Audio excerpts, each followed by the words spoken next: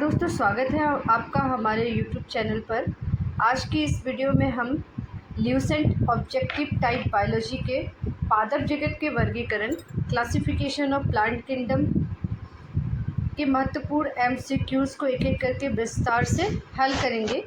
ये सभी प्रश्न UKPSC लेक्चरर, LT, PGT, TGT, NEET, CUET, BSc, MSc तथा अन्य सभी बायोलॉजी प्रतियोगी परीक्षाओं के लिए बेहद महत्वपूर्ण है। अगर आप बायोलॉजी की तैयारी कर रहे हैं तो इस वीडियो को अंत तक ज़रूर देखें, क्योंकि हर प्रश्न परीक्षा की दृष्टि से बहुत उपयोगी है। तो चलिए बिना समय गंवाए शुरू करते हैं। पहला प्रश्न, निम्नलिखित में से किसे वर्गीकी का पितामह कहा जाता है? एंगलर, अरस्तु, लीनियस, थियोफ्रेस्टस। तो इसके हो जाएंगे कॉरलस लीनियस। ठीक है, लीनियस को वर्गीकी का पिता कहा जाता है। उसके बाद द्विनाम पद्धति के प्रतिपादक कौन है? Linnaeus, Theophrastus, Hutchinson, Engler. तो ऑप्शन नंबर ए सही हो जाएगा, कॉरलस लीनियस। कॉरलस लीनियस को पादप वर्गीकी का जनक या फादर ऑफ प्लांट टैक्सोनॉमी भी कहा जाता है, और ये स्वीडन के थे। और इनकी एक प्रसिद्ध पुस्तक है स्पेसीज प्लांटेरम, 1753 में ये आई थी। इन्होंने बाइनोमियल नोमेनक्लेचर यानी कि द्विनाम पद्धति की शुरुआत की थी, और जीवों के वैज्ञानिक नामकरण और वर्गीकरण की आधुनिक प्रणाली भी इन्होंने ही विकसित किया था। ठीक है, नेक्स्ट क्वेश्चन देखते हैं। वर्गीकरण का प्राकृतिक सिस्टम किस वनस्पति विज्ञानी ने प्रस्तुत किया था? तो स्वीडिश वैज्ञानिक ने प्रस्तुत किया था। ऑप्शन नंबर सी सही हो जाएगा। पुष्पी पादपों को रखा गया है क्रिप्टोगैम्स, फेनरोगैम्स, ब्रायोफाइट्स, टाइडोफाइट्स। तो ऑप्शन नंबर बी सही हो जाएगा, फेनरोगैम्स। पुष्पी पादपों को फेनरोगैम्स में रखा गया है। अपुष्पी पादपों को रखा गया है क्रिप्टोगैम्स, फेनरोगैम्स, ब्रायोफाइट्स, टाइडोफाइट। तो ऑप्शन नंबर ए सही हो जाएगा, क्रिप्टोगैम्स में। वर्गीकरण की आधारी इकाई है जीनस, फैमिली, स्पेसीज, ऑर्डर। तो वर्गीकरण की आधारी इकाई जो है वो क्या है? स्पेशीज। ठीक है, तो वर्गीकरण की आधारभूत इकाई या मूल इकाई क्या है? स्पेसीज है। और इसको हम याद कर सकते हैं ऐसे: species, genus, family, order, class, division और किंगडम। KDC of GS। ठीक है, इसका KDC ऑफ GS इसका स्मॉल फॉर्म में आप याद कर सकते हैं। KDC of GS, kingdom, division, class, order, phylum, genus और स्पेसीज। ठीक है, तो सबसे पहले kingdom, division, class, order, family, genus and species इसका सही क्रम हो जाएगा। तो आप इस क्रम को याद कर लीजिए, इससे आपको करने में आसानी होगी। हाइड्रोफाइट्स होते हैं समुद्री जीव, जलीय पौधे, पादपी रोग, जड़ विहीन पौधे। तो ऑप्शन नंबर बी सही हो जाएगा, जलीय पौधे। द्विनाम पद्धति का अभिप्राय है पौधों के नामों को दो शब्दों में लिखना जो बताते हैं कि उनके वंश तथा जाति, जाति तथा किस्म, कुल तथा वंश, गण तथा कुल में। तो ऑप्शन नंबर ए सही हो जाएगा, वंश तथा जाति में। ऑप्शन नंबर ए सही हो जाएगा, वंश तथा जाति में। जिन पौधों पर बीज बनते हैं किंतु पुष्प नहीं लगते कहलाते हैं आवर्तबीजी, अनावर्तबीजी, टेरिडोफाइट्स, ब्रायोफाइट्स। तो 9th का ऑप्शन नंबर बी सही हो जाएगा, अनावर्तबीजी।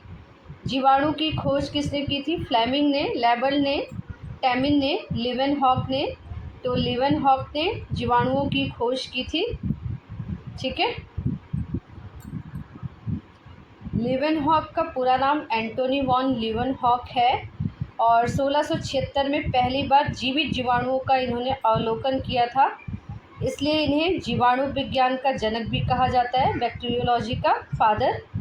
ठीक है, किसको कहा जाता है? लीवेनहॉक को।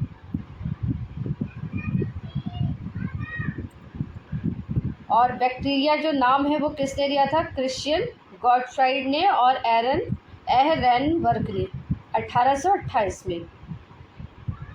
फिर है क्वेश्चन नंबर 11, जीवाणु से संबंधित निम्न कथनों में कौन सा सही नहीं है?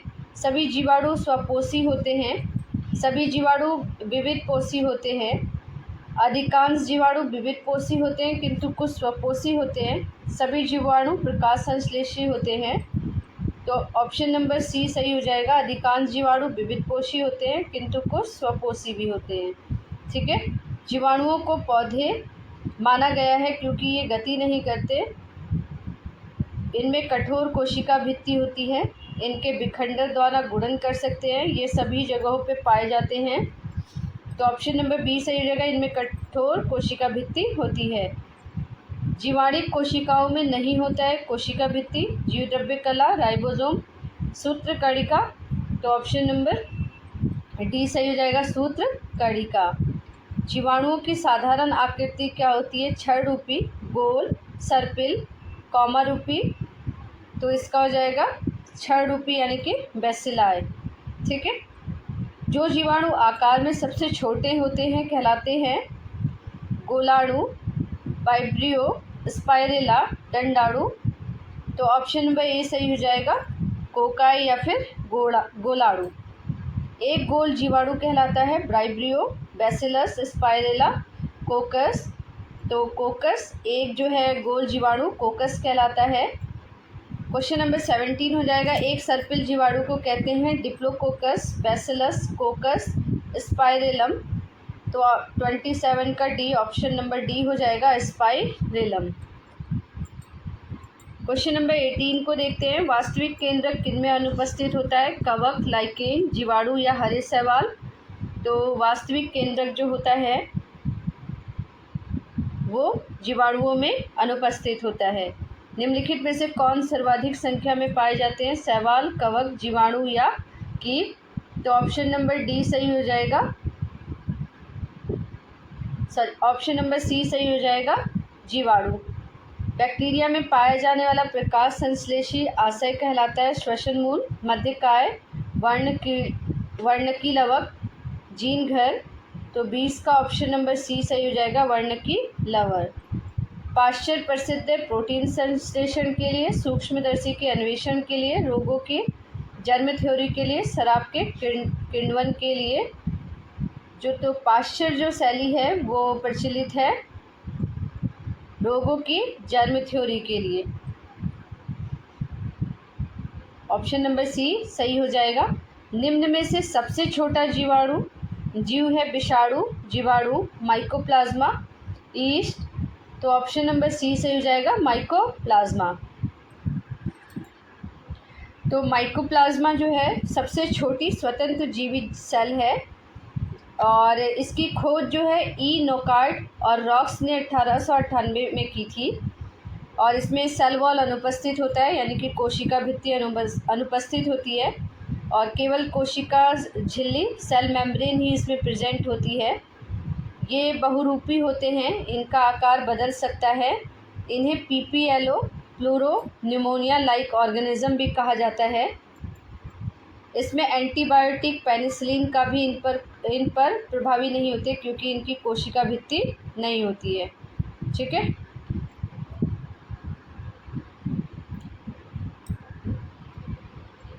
जो जीवाणु सीधे ही वायुमंडलीय नाइट्रोजन को नाइट्रोजन के यौगिक में बदलते हैं कहलाते हैं विनाइट्रीकरण जीवाणु, सड़ाने वाले जीवाणु, नाइट्रोजन स्थिरीकारी जीवाणु, नाइट्रीकारी जीवाणु। तो 23 का ऑप्शन नंबर सी सही हो जाएगा, नाइट्रोजन स्थिरीकारी जीवाणु। मूल ग्रंथियां पाई जाती हैं कुछ लेग्यूमिनस पदार्थों तथा कुछ अन्य पौधों में भी, केवल कुछ लेग्यूमिनस पादपों में, सभी लेग्यूमिनस पादपों में किंतु अन्य पौधों में कभी नहीं, या सभी पौधों में। तो 24 का ऑप्शन नंबर ए सही हो जाएगा, कुछ लेग्यूमिनस पादपों तथा कुछ अन्य पौधों में भी। क्वेश्चन नंबर 25 हो जाएगा, अधिक नमक वाले अचार में जीवाणु जीवित नहीं रह पाते क्योंकि ये द्रव्य कुंचित हो जाते हैं और और इस तरह ये मर जाते हैं। आचार में जीवाणुओं के जीवित रहने के लिए आवश्यक पोषक पदार्थ नहीं होते। लवण जनन का संदमन है करता है और जीवाणुओं को जनन के लिए पर्याप्त प्रकाश नहीं मिलता है। तो 25 का ऑप्शन नंबर ए सही हो जाएगा। ये जीव द्रव्य कुंचित हो जाते हैं और अच्छी तरह से, और इस तरह से ये क्या होते हैं, मर जाते हैं। मानव की आंत में पाया जाने वाला जीवाणु है कोरिनोबैक्टीरियम, एस्चेरिशिया कोलाई, बैसिलस एंथ्रोसिस, वाइब्रियो कॉलेरी। तो ऑप्शन नंबर बी सही हो जाएगा, एस्चेरिशिया कोलाई। तपेदिक उत्पन्न करने वाला जीवाणु है salmonella typhi, mycobacteria, Streptomyces, diplococcus. तो 27 का ऑप्शन नंबर 27 का बी सही हो जाएगा, माइक्रोबैक्टीरियम। भोजन की विषाक्तता उत्पन्न होती है क्लिस्ट्रीडियम टिटोरी द्वारा, क्लोस्ट्रीडियम बॉट्यूलिनम द्वारा, साल्मोनेला टाइफोसिस द्वारा, बैसिलम एंथ्रेसिस द्वारा। तो क्वेश्चन नंबर 28 का बी सही हो जाएगा, क्लोस्ट्रीडियम बॉट्यूलिनम द्वारा। एंटीबायोटिक्स अधिकतर प्राप्त होती है कवकों से, विषाणुओं से, जीवाणुओं से, आवर्तबीजियों से। तो ऑप्शन नंबर सी सही हो जाएगा, जीवाणुओं से।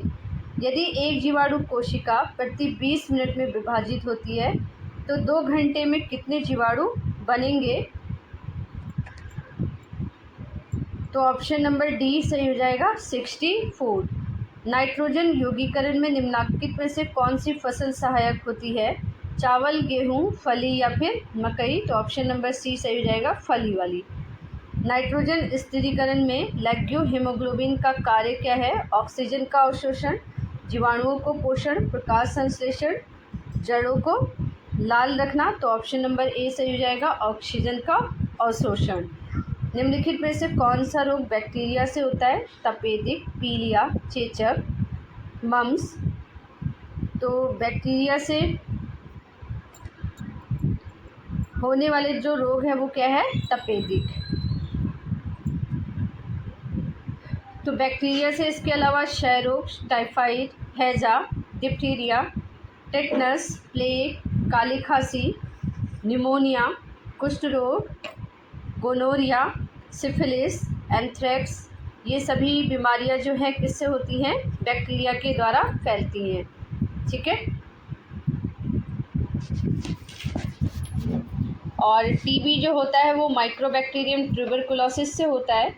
हैजा जो है विब्रियो कॉलेरी से, और टाइफाइड साल्मोनेला टाइफी से, प्लेग यर्सीनिया पेस्टिसिस से, और कुष्ठ रोग जो होता है वो माइकोबैक्टीरियम लैपेराई से। ठीक है।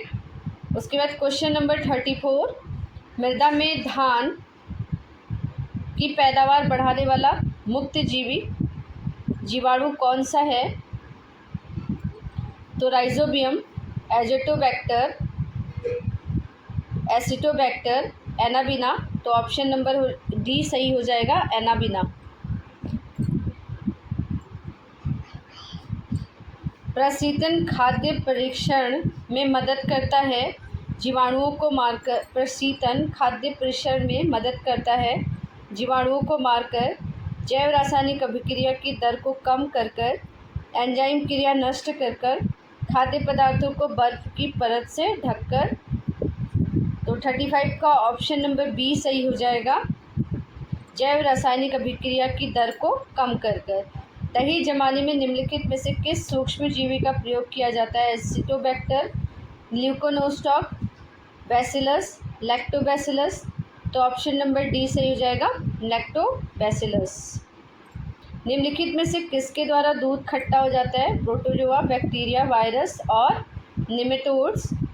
तो बैक्टीरिया के द्वारा दूध खट्टा हो जाता है। दूध के दही के रूप में जमने के कारण है माइक्रोबैक्टीरिया, स्टेफिलोकोकस, खमीर, लैक्टोबैसिलस।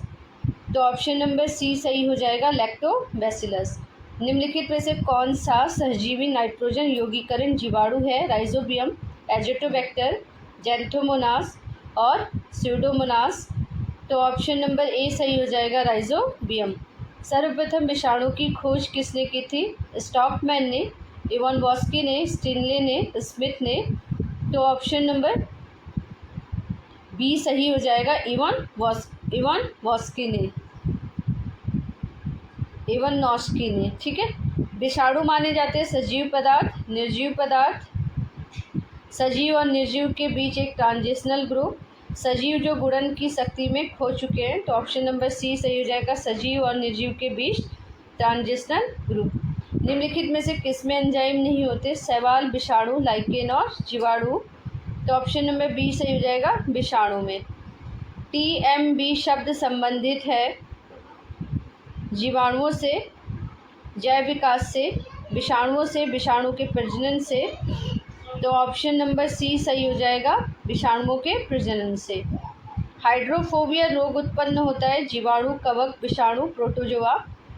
तो हाइड्रोफोबिया जो है वो विषाणुओं के द्वारा होता है। कुत्तों के काटने से जिस विषाणु के द्वारा घात रोग उत्पन्न होता है कहलाता है हाइड्रोफोबिया। चेचक के लिए टीके का विकास माना जाता है Milstein, Louis Pasteur, Edward Jenner, Waksman. तो ऑप्शन नंबर सी सही हो जाएगा, एडवर्ड जेनर ने।